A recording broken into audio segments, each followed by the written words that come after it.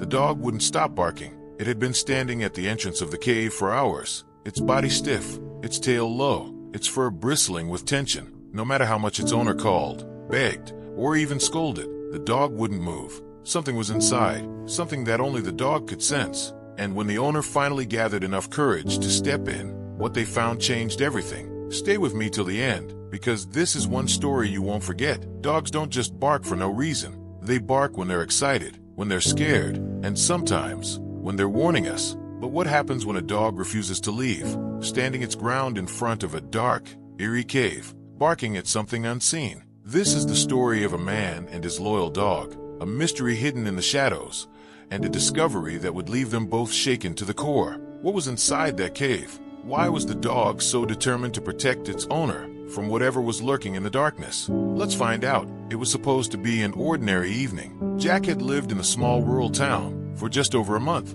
He wasn't the type to socialize much. Moving here had been his way of getting some peace after years of the city's chaos. His house sat on the outskirts, close enough to town for convenience, but far enough to enjoy the quiet. And the best part, the open fields and dense woods just a short walk from his backyard. It was a paradise for Max, his Labrador mix. Every evening, they would take the same trail, following a narrow dirt path through the trees. Jack loved how Max would trot ahead, sniffing everything, tail wagging. But today, something was different. Max wasn't his usual self. Normally, he'd be bouncing around, chasing after falling leaves or trying to dig up old burrows. But this evening, he was quiet, focused, almost tense. Jack noticed at the moment they stepped onto the trail. Max's ears twitched at every sound, his nose constantly in the air, as if picking up something unfamiliar. His tail, usually wagging lazily, was stiff and still. Jack frowned. "What's up, buddy?" Max didn't respond. He just kept walking, but his steps were cautious, slow,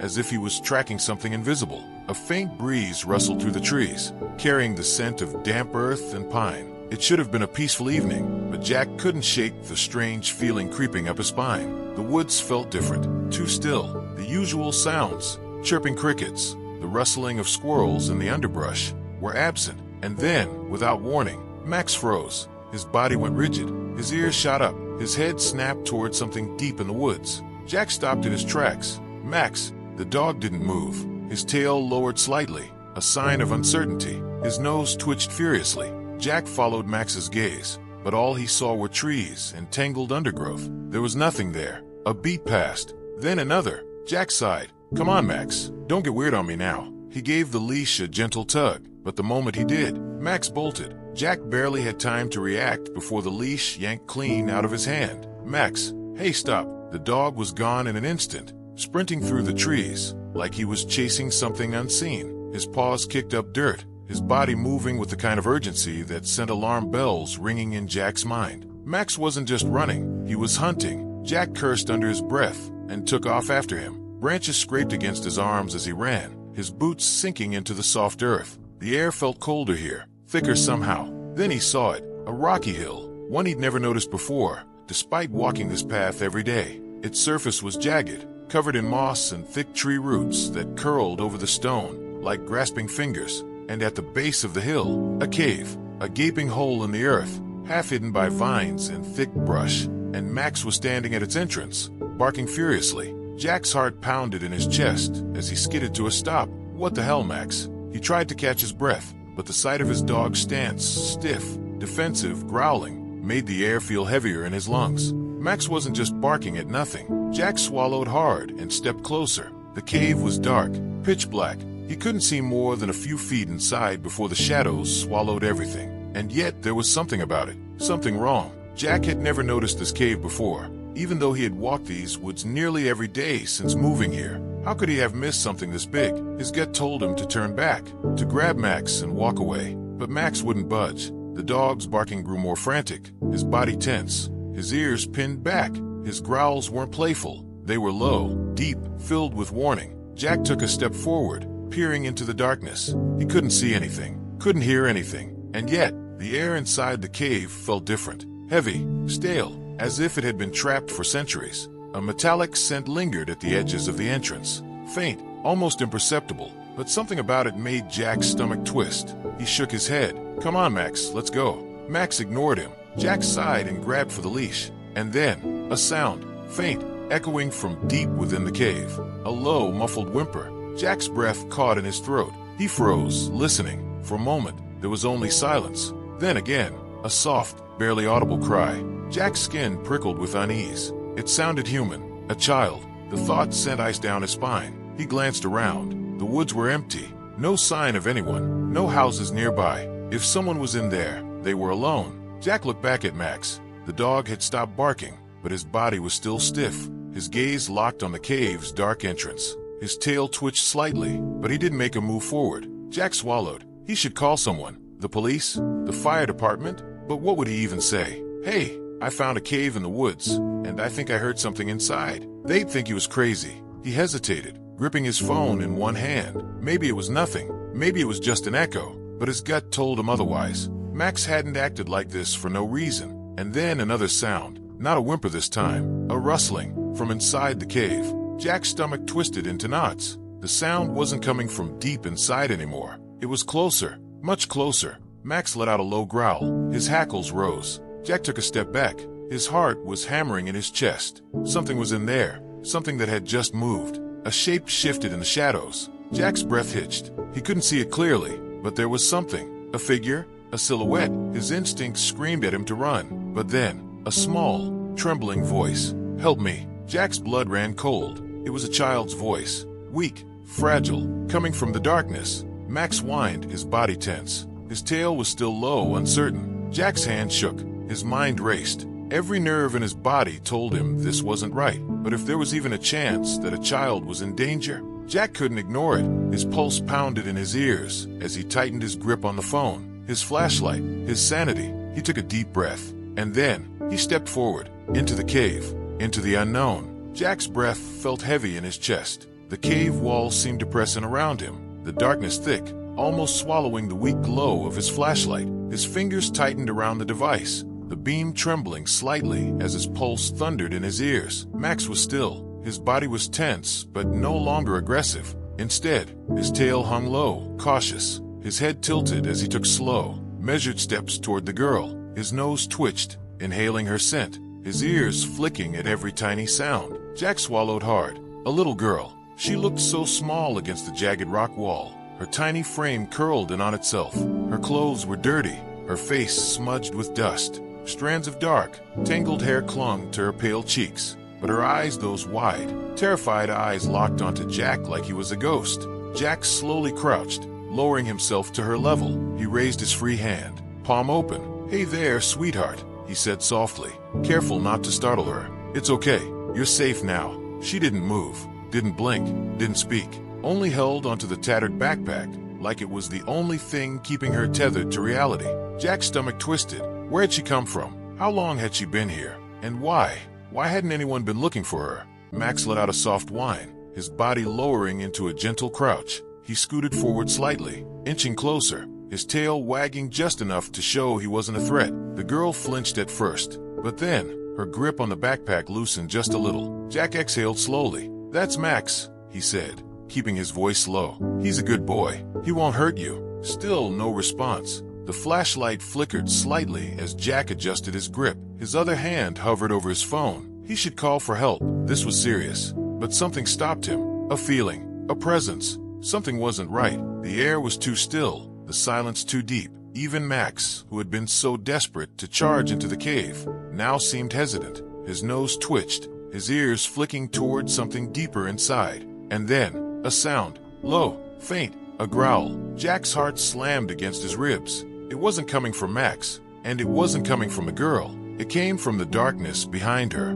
Jack froze. Max's body went rigid, his ears flattening against his skull. His lips curled slightly, revealing a flash of teeth. A deep, guttural growl rumbled from his chest. Jack didn't move. His flashlight trembled slightly as he slowly lifted it higher, aiming the beam toward the deep shadows behind the child. For a long, terrible second, there was nothing, just the jagged rock walls, the uneven cave floor, the dampness clinging to the air. And then, a shape. Jack sucked in a sharp breath. Something was there, a silhouette, just beyond the reach of the light. Too large to be human, too still to be natural. Jack's grip tightened around the flashlight. His instinct screamed at him to grab the girl and run. but the child finally moved. She lifted her hand, slowly, carefully, pointing toward the darkness. Her lips parted, and in the smallest, faintest voice, she whispered, "It's still here." Jack's blood ran cold. Still here. What the hell did she mean by that? A lump formed in his throat as he dared to take another step forward, shifting his flashlight just enough to illuminate more of the cave. And that's when he saw it, a cage, an old, rusted metal cage, tucked against the farthest wall, bent bars, something inside. Jack's breath hitched. What the hell was this? Who had brought a cage down here? His eyes darted between the girl and the strange metal prison. The child was trembling. Jack's pulse pounded as he stepped closer. The stench hit him first, a sharp, metallic tang mixed with decay. Something had bled here. Something had suffered here. Max let out a low growl, his body tense. He sensed it too. Jack forced himself to step forward, inch by inch, until the flashlight beam finally reached the cage's contents. And what he saw made his stomach drop. Bones, scattered, small, some broken clean in half, others still wrapped in bits of decayed fur. Jack's throat tightened. These weren't just any bones. They were animal bones. Something had been trapped here. Something had been fed here. Max whined, stepping closer, sniffing at the air with sharp, quick breaths. His tail twitched uneasily. Jack's mind raced. Had someone kept something down here? Had someone been using this cave for something? He turned to the girl, his voice hushed but urgent. "Sweetheart, how did you get here?" Her grip on the backpack tightened again. For the first time, she looked away from Jack. She looked toward the darkness and whispered, "He left me." A shiver ran down Jack's spine. Before he could ask who, another sound echoed through the cave. A scrape, a shuffle, something moving. Jack's breath caught. Max's growl deepened, his body shifting into a defensive stance. His hackles raised, his tail stiffened. Jack's flashlight flickered. He aimed it toward the farthest corner. The beam caught something, a shadow shifting, a figure standing, and then the sound of chains rattling against stone. Jack's pulse exploded. He didn't think, didn't hesitate. He lunged for the girl, scooping her up in his arms. She let out a tiny gasp, but she didn't struggle. Max barked, loud and sharp, his body blocking Jack's path, as if ready to defend. Jack spun around, flashlight swinging wildly. Whatever was in the darkness, it was coming closer. The chains rattled again, a low, dragging sound. Something breathing, heavy, slow, wrong. Jack ran. His boots pounded against the cave floor as he bolted toward the entrance, the girl clinging to his chest. Max was right beside him, barking furiously, his body low and tense. The shadows twisted behind them, the chains clanked louder, and then a deep, guttural snarl erupted from the cave's depths, a sound that didn't belong to any human. Jack didn't look back, didn't dare. He just ran, his heart hammered, his breath ragged, the weight of the child firm in his arms. And as he reached the cave entrance, as the cool night air hit his skin, something moved behind him, a whisper in the dark, a voice that wasn't the child's, a voice that slithered through the air like a dying breath. "Bring her back." Jack stumbled out into the open, the girl's tiny hands gripping his jacket. Max was already in front of him, still barking, still growling, his eyes locked on the cave's entrance.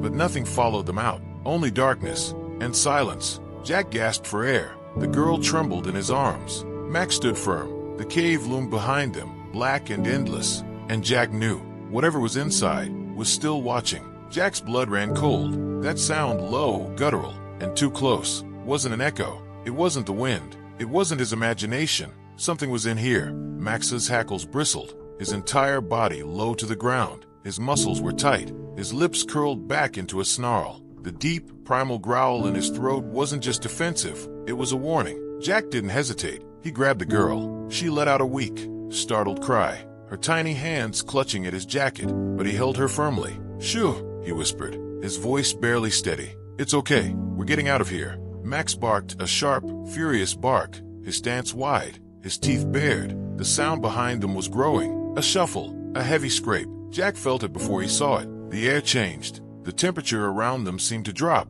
as if something had sucked the warmth from the cave itself. A presence loomed behind them. Jack's chest tightened. Every instinct screamed at him to run. He didn't look back. He didn't want to see it. He turned on his heel, the girl in his arms, and bolted. Max barked again, spinning to follow. His paws pounded against the rocky ground as he ran beside them, his tail stiff, his eyes wide. Behind them, a sound, a thump, a heavy, deliberate step. Jack's breath came fast and uneven. He couldn't stop. The exit, he could see it, the mouth of the cave. The faint glow of fading sunlight spilled in from the opening, illuminating the damp rock walls. He pushed himself harder, his legs burning, his arms wrapped tightly around the girl. Almost there, almost. Then, Max yelped, a sharp, pained cry. Jack's stomach dropped. He spun around. The dog had stopped. Max's body was rigid, his front paws slightly lifted, his back legs digging into the dirt. Something had him. Jack's flashlight flickered as he jerked it toward Max, and then he saw it. A hand, a massive, pale, unnatural hand gripping the dog's hind leg. Jack's throat closed up. His mind refused to process what he was seeing. The hand, no, not a hand. Something worse. It was long, with skin stretched too tightly over jagged knuckles, fingers that were too thin, too sharp, too wrong, and it was holding Max. Max snapped at it, twisting, his teeth flashing, but the grip only tightened. Jack's body moved before his brain could catch up. He lunged, with the flashlight still in one hand, and the girl held tight in his other arm. He kicked hard at the thing's wrist. The second his boot connected, the grip broke. Max yanked himself free, yelping, scrambling toward Jack. But Jack's flashlight caught something as the creature retreated into the shadows. Eyes, not just one pair, several, blinking, watching, waiting. Jack didn't think, didn't breathe. He ran. Max was already at his heels, his body moving so fast he nearly tripped over himself. The cave's entrance, so close, and behind them, a noise, a sound that wasn't human, a deep, unnatural, wet snarl, rising from the darkness. Jack didn't stop, didn't slow down, didn't dare turn around. The moment his feet hit open ground, he sprinted. The girl's fingers dug into his jacket. Her breath was ragged against his shoulder. Max was right beside him, his fur bristling, his ears flattened against his head. Jack ran until his lungs burned, until he felt the grass beneath his boots instead of cold, damp stone. Only then did he risk turning around. Nothing, just the cave's gaping mouth. Dark, silent, like nothing had happened, like nothing had followed. Jack staggered to a halt, his chest heaving. He dropped to his knees, still clutching the girl. Max stood beside them, panting, his body tense, his tail low. For a long moment, Jack couldn't speak. The cave loomed before them, empty, motionless. But he knew whatever was in there was still watching. Then, the little girl lifted her head. She turned her gaze toward the cave. Her voice was barely above a whisper. It's not gone. Jack's pulse spiked. Max let out a low, uneasy whimper. Jack tightened his grip around the girl. We need to get out of here, he breathed. She didn't argue, didn't cry. She just nodded. Jack forced himself to his feet. His legs were shaking. His fingers felt numb. Max stayed close, his eyes never leaving the darkness. Jack took one last look at the cave. The silence was too deep. The entrance felt too still. Then, just as he turned to leave, something moved. Not out in the open, not where he could see, but deep inside the cave. A shifting shadow, a flicker of movement, and then a whisper, soft, almost gentle, but wrong, so deeply wrong. Jack didn't understand the words, but he understood the meaning. It wasn't over. He didn't wait to find out more. He turned, he ran, and this time, he never looked back. The wail of sirens pierced the evening air. Jack stood there, his legs still shaky, his breath uneven, as the red and blue lights flashed against the trees. Within minutes, 2 squad cars and an ambulance rumbled down the narrow dirt road, leading to the forest. The nightmare was over, or at least, that's what he wanted to believe. Max stood beside him, panting, his golden fur matted with dirt. His ears were still flat against his head, his posture tense, as if he was waiting, as if he expected something to follow. Jack reached down, resting a hand on Max's back. "It's okay, buddy," he murmured, though he wasn't sure if he believed it himself. The paramedics moved swiftly. A female EMT crouched beside the little girl, Emily. That was her name. Jack overheard the officer speaking into his radio. "Confirmed. This is Emily Carter. Missing for 2 days. Repeat, we've got her. 2 days." Jack swallowed hard. He didn't understand how she had survived in there for so long. Emily sat on the open back doors of the ambulance, a blanket wrapped around her tiny frame. The EMTs checked her vitals, shining a small flashlight into her eyes, feeling her pulse, asking soft questions. She didn't say much, but she never let go of Jack's hand. Jack squeezed her fingers gently. "You're safe now," he whispered. She didn't respond, just nodded, her tired eyes flickering toward the cave in the distance. She was still afraid. Jack didn't blame her. Neither of them had spoken about what they saw in there, about the thing that had been watching, the thing that had grabbed Max. What would they even say? Would anyone believe them?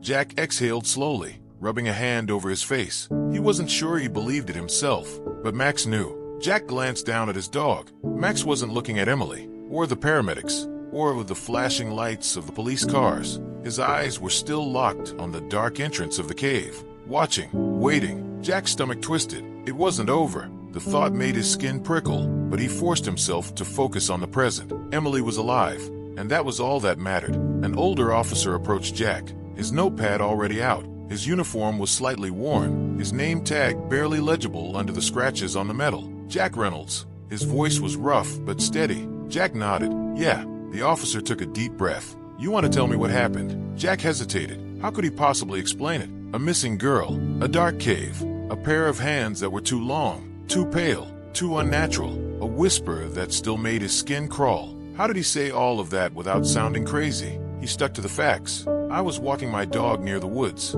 He started acting weird, bolted straight toward the cave. That's when I found Emily inside. The officer scribbled something down, nodding for him to continue. She was hurt, terrified, but before I could get her out, I heard something deeper in the cave. Jack's throat went dry. He forced himself to keep talking. I don't know what it was, but Max wouldn't stop barking. And then someone grabbed him. The officer's pen paused. His brow furrowed. Grabbed him. Jack clenched his jaw. Yeah, the officer studied him for a moment, then let out a slow breath. We sent a search team in there yesterday, he said finally, looking for her. Jack's pulse quickened, and the officer shook his head. Nothing. No footprints. No sign of her. Just a cave. Jack exhaled. I don't know what to tell you. The officer scratched his chin. I believe you found her, son. But whatever else you think you saw.